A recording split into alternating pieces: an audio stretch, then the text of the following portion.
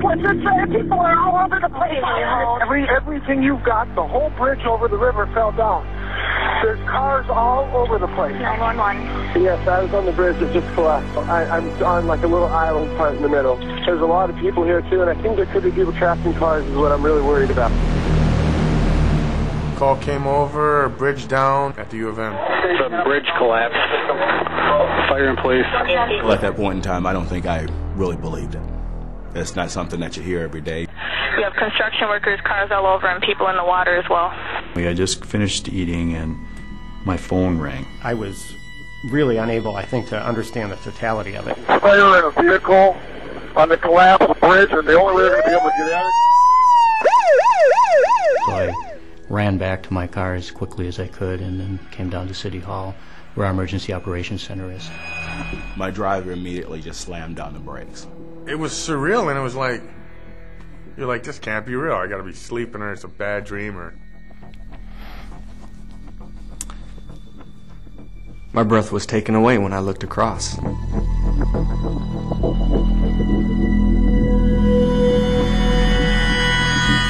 was just incomprehensible. And this incredible concrete and steel structure that is supposed to stand up through all time was just twisted like a kid had thrown it down and broke it. It was from there that I could see the school bus, and my heart kind of sank when I saw that.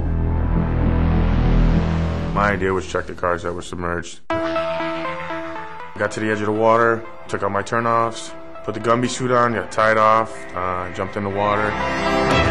At the time, we had at least 5 people still trapped in vehicles. I started to take an inventory as to who was hurt, in what fashion, how they were hurt. We used the wreckage as a crossing path to that bridge deck, crossing a span of open water, and it was very difficult and tenuous to get to. I'm in my car. There's people out here. They got the door open, but I'm not moving because my back is in a lot of pain right now. The 911 volume was probably about 3 times the normal amount. There's too many phones being used, and I can't. I knew what I was supposed to do. And the good news was pretty much everyone else knew that too, because we'd prepared enough. People were coming in and knowing the people that were involved and all the training they had that was kicking in. The EOC's role is to get that group operating on the scene anything they need, equipment, people, food, whatever it is. In our EOC, there's police, fire, public health, public works, up to people that you wouldn't think of, finance and public information folks.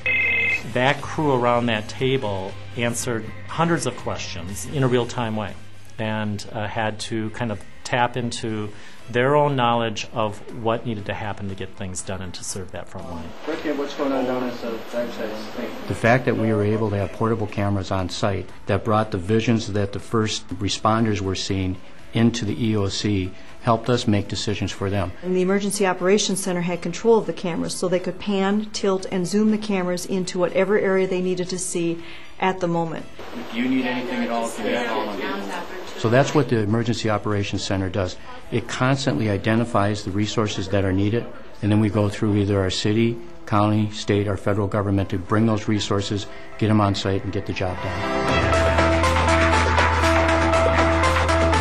I was the first one on the 10th Avenue Bridge. I think my original report was that we had a major disaster. Approximately 30-plus cars that I can see at this time. We initially established command like we always do and started dividing up work among the command staff. This particular incident just required a lot more people. And here we had a federal bridge maintained by the state, fell into a county river with the city of Minneapolis on both sides. So it was very complicated. And the key to being successful was having unified command, having 3 incident commanders, one from the fire department, one from the police department, and one from the county sheriffs, so they could focus on just their part of the emergency. Got to the 10th Avenue Bridge where we established command. I could not talk to police, I could not talk to EMS, I could not have talked to other agencies without having a unified command structure. It helps us to gain control and to gather up and to effectively manage an incident of this size. The fire department was the unified incident commander, and we started taking some of the law enforcement issues like cause and scene security to preserve evidence and to make sure no one else got hurt by entering an area we didn't want them to enter. We rescued over 50 people in the first 90 minutes and got them on the way to the hospital, which was great work, not only by firefighters but law enforcement and the public. Public Works' really first job during those first few hours was to assist in the rescue operation. We had to secure some of the roadways immediately adjacent to the collapse. As the police and fire department set up the incident command site, it was critical to get absolute information to them on a real-time basis. So we actually set up a GIS, Geographic Information Services, office right there side by side with the police and fire command. We had every one of our department staff plus staff from other departments answering media calls. The national and international media was incredible, how fast it was on our doorstep and how demanding they were going to be, as well as how many of them there were. We had, 200,000 people who come into downtown every day, and one of the three main ways they get to downtown is out. So how do you get that kind of practical information at the same time you're managing this national and international message?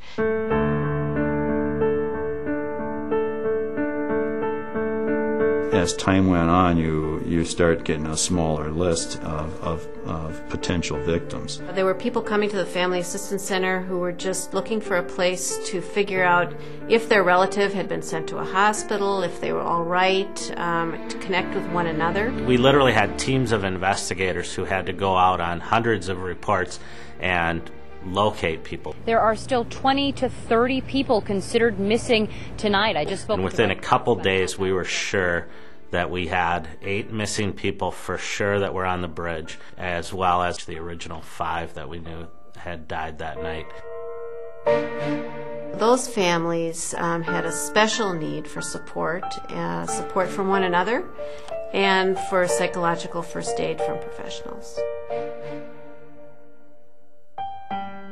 The last number I heard is that we were close to about 170 agencies overall for the whole thing, which is incredible. It wasn't about, hey, I'm in charge. It was about what work needs to be done. Initially rescue, after that scene security, and then recovery, and now building a bridge.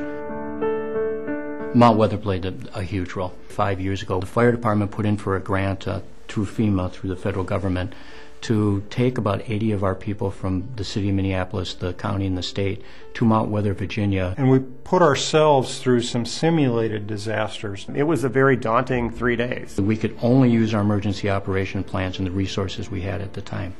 And we did not do well. I saw in that case what our strengths and our weaknesses were. We addressed those, and we were ready. And the training that we've actually been putting into that really paid off. I believed that the investments that we had already been beginning to make for 800 megahertz were, after 9/11, proved to be extremely valuable investments. But just the mere ability to interoperate between police, fire, and EMS, as well as Minneapolis to other agencies, is the real big advantage of 800 megahertz. If this would have happened 5 years ago, it would have taken 48 to 72 hours to get a collapse structure team on site. Our collapse structure team was there in 8 minutes. Well, I think something pretty clearly was demonstrated in all of this, and it's the fact that when you invest in quality government, you get quality results, and when you don't, there are consequences. People across the country would say, what a great job you did, Minneapolis. And to me, the word that I used was proud. I was so proud of our city. One of the things I did when I took this job was to bring pride to the patch, and you couldn't ask for a better response. For members of a national audience who don't know life in the Twin Cities, what have you got here that's going to get you through what you need to get through? At least in the Twin Cities there, we got the Midwestern, the Minnesota nice. We got a lot of that, and so like last night, I didn't have to ask; they just came, and that's probably the.